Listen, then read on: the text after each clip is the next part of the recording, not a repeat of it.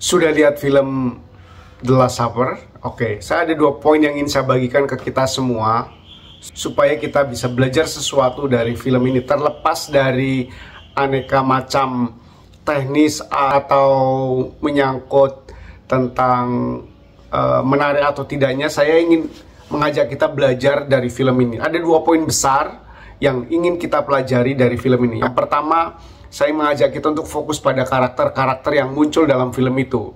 Kalau saya sendiri punya perhatian kepada beberapa karakter yang dominan muncul di dalam film The Last Supper, dan ini menurut saya sesuatu yang bagus ya.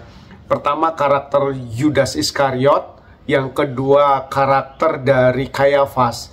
2 tokoh ini justru dimunculkan dengan karakternya yang kuat untuk membantu saya melihat dari perspektif yang baru tentang perjalanan hidup Yesus dan juga panggilan hidup Yesus serta murid-muridnya. Kalau dari Yudas Iskariot, saya sungguh melihat tentang tokoh yang benar-benar bergulat untuk berani mengambil keputusan tentang kemuritannya. Apakah kemuritannya itu didasarkan pada ketulusan hatinya untuk mengikuti Tuhan Yesus, atau sesuatu yang ingin ia capai dengan menjadi murid Yesus, dengan menjadi rasul. Dan itu sangat keren banget pergulatan si Yudas Iskariot. Dan kita tahu bahwa setiap orang akhirnya memang harus berani membuat pilihan-pilihan yang dahsyat, fundamental dalam kehidupannya. Lalu tokoh kedua yang menarik adalah Kayafas, Imam Kayafas. Dia menjadi pemimpin para imam di Bait Allah di Yerusalem pada waktu itu. Dan kita lihat bagaimana si Kayafas ini pun mengalami konflik batin karena dia merasa dengan jabatannya dia tidak bisa berbuat seperti Tuhan Yesus. Sementara Yesus tanpa jabatan bisa melakukan hal-hal yang bahkan melebihi kemampuan Kayafas dengan jabatannya itu. Ini sesuatu yang keren. Di situ ada pergulatan manusiawi tentang seorang tokoh religius yang sebenarnya juga mengharapkan daya-daya yang luar biasa bisa dilakukan dari dirinya. Betapa malangnya ketika seorang pemimpin agama, pemimpin religius, tokoh spiritual, ternyata dia tidak bisa berbuat apa-apa dalam kehidupan yang bisa menjangkau banyak hati manusia, jiwa manusia itu. Maka pergulatan kedua ini sungguh menarik bagaimana ditampilkan oleh Kayafas dalam film itu.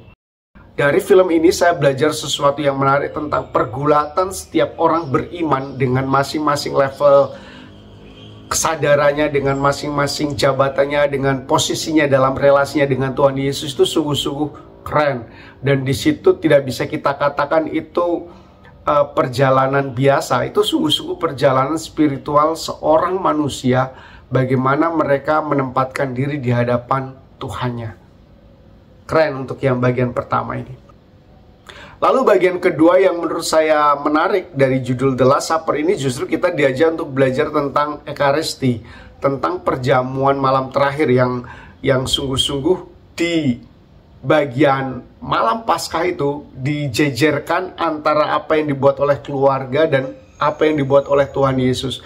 Bagaimana keluarga tempat Tuhan Yesus melakukan malam perjamuan itu juga melakukan perjamuan bersama keluarga. Dan dalam perjamuan itu ditunjukkan tentang mereka mimesis, mengenangkan kembali perjalanan bangsa Israel dari zaman dulu, dari Mesir menuju tanah terjanji, dengan segala simbolnya yang membuat ikatan keluarga itu semakin kokoh dan terjalin dengan pendahulu-pendahulunya. Simbol-simbol yang dimainkan, doa-doa yang dimainkan, terus juga makanan yang dipakainya, lalu juga ekspresi-ekspresi dalam keluarga itu untuk mengungkapkan bahwa perjamuan malam bersama itu mengenangkan peristiwa pembebasan mereka dari Mesir. Itu juga adalah acara keluarga, acara di mana keluarga dikokohkan ikatannya dengan masa lalu, dengan leluhurnya, dan mereka diminta untuk menjaga warisan sejarah ini dalam kehidupan mereka sambil memuliakan Yahweh Allah yang menyelamatkan mereka. Lalu dalam perjamuan bersama Yesus, beberapa kali murid Tuhan Yesus mengatakan dia mengubah ritual. Dia tidak mengucapkan doa yang seharusnya diucapkan dalam tradisi bangsa Yahudi. Disinilah yang membedakan perjamuan bersama Tuhan Yesus dengan perjamuan bangsa Israel. Perjamuan dengan Tuhan Yesus justru ditonjolkan tentang bagaimana Yesus sendiri melihat detik-detik kehidupannya seperti domba yang dibantai lalu dimakan oleh orang banyak. Ya, dia merasakan bukan tentang pembebasan itu, tapi tentang hidupnya yang dipersembahkan, dan itu akan membawanya pada kematian demi keselamatan orang banyak. Maka dia mengatakan, inilah tubuhku, ketika mengangkat roti. Karena yang terjadi adalah, ini adalah penyelamatan manusia dengan memakan tubuhnya, dengan menerima tubuhnya, dengan mengimaninya.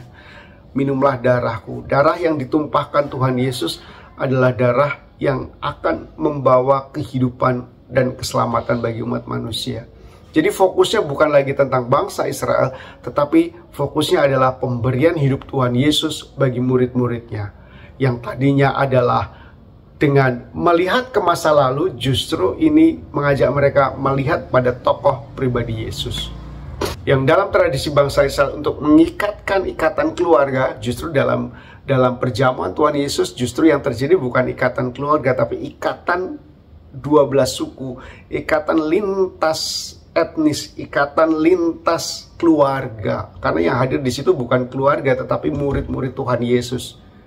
Jadi ada pembaharuan dalam peristiwa The Last Supper itu tentang apa makna hidup orang beriman. Pertama, di situ saya lihat sendiri dengan baik bahwa fokusnya adalah pemberian Tuhan Yesus untuk keselamatan umat manusia. Kedua, justru di situ ada keluarga baru yang bukan lagi berdasarkan ikatan darah. Dan yang ketiga, ritual itu dibuat oleh Tuhan Yesus untuk mengenangkan dirinya, mengenangkan peristiwa di salib yang akan ia alami pada hari berikutnya. Semoga ini membuat kita lebih oke dalam merefleksikan film The Last Supper.